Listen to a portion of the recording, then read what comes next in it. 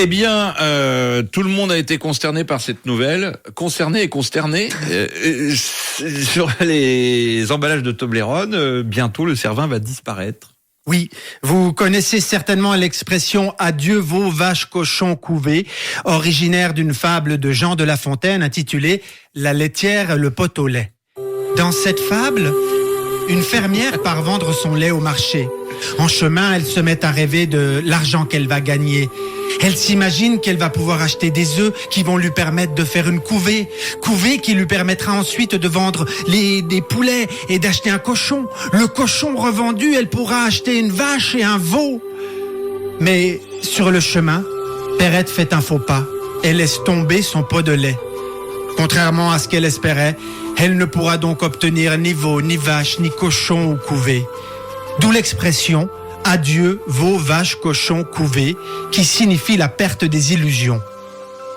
Aujourd'hui, je vais vous expliquer l'expression « Adieu, veau, vache, cochon, couvée » et Cervin, originaire d'une fable moderne de Noël de La Fontaine à Absinthe, intitulée « Les chocolatiers et le fan de pute ». Dans cette fable, deux chocolatiers bernois, Théodore Tobler et Émile Baumann, partent vendre leur petite production de chocolat de forme triangulaire au marché. En chemin, ils se mettent à rêver de l'argent qu'ils vont gagner. Ils s'imaginent qu'ils vont pouvoir acheter des œufs qui vont leur permettre de faire une couvée qui leur permettra ensuite de vendre des poulets, d'acheter un cochon. Le cochon revendu, ils pourront acheter une vache et un veau qui leur feront encore plus de lait pour produire encore plus de chocolat et atteindre des sommets aussi hauts que celui du Cervin qu'ils ont gravé comme symbole de leur identité 100% helvétique sur l'emballage de leur chocolat suisse, le Toblerone. Mais, sur le chemin du marché, Tobler, qui porte sur son dos, tel des lingots d'or, toute la production de chocolat triangulaire, fait un faux pas, glisse sur l'économie, s'encouble sur les frais de production, tombe à terre, se fait une inflation des bourses avec une double facture du fisc. De douleur, laisse dégringoler leur butin en bas la pente du marché, qui finit sa course au pied d'un géant. Le géant, goguenard, tient encordé à la main une vache violette et les regarde avec gourmandise. « Hey, les petits Suisses, votre fardeau a l'air beaucoup trop lourd pour vos fidèles, vos frêles épaules. Laissez-moi vous soulager. » Ce géant a un drôle d'accent, se dirent Théodore et Émile. Mais ils n'arrivaient pas à en deviner son canton d'origine. « Je viens des Amériques.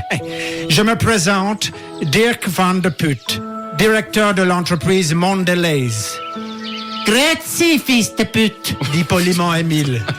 « Frau, fils de pute, je présume, » dit Théodore en regardant la vache violette. « Oh non, ça c'est juste Milka, une vache que je viens d'acheter à l'un de vos compatriotes, Philippe Suchard, qui n'avait plus les moyens de s'en occuper. » « Ah ouais, Fifi Suchard, ouais, on connaît, » dit Théodore. Oui, on était sûr que ça marcherait jamais son affaire. Hein. Une vache violette, elle peut pas faire du chocolat blanc. Renchérit Émile. Excusez-moi, mais vous aussi, vous n'avez pas l'air en grande forme non plus avec votre chocolat triangulaire.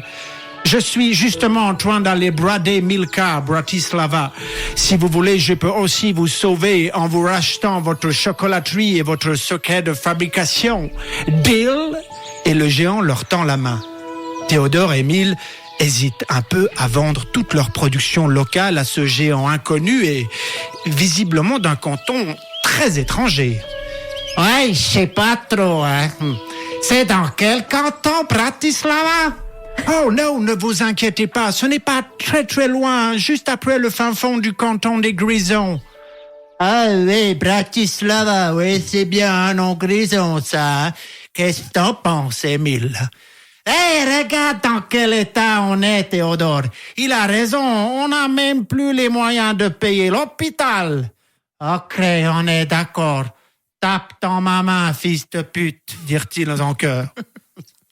Au moment même où ils tapèrent leurs mains pour sceller cet accord, on entendit dans tout le pays, dans un grondement assourdissant, le cœur du Cervin se briser de chagrin et disparaître dans l'emballage de leur chocolat. Adieu, veau, vaches, cochons, couvés et Cervin. C'est comme ça que le Toblerone est parti en Slovaquie, pas très loin après le fin fond du canton des Grisons, emportant avec lui les illusions du chocolat de notre enfance.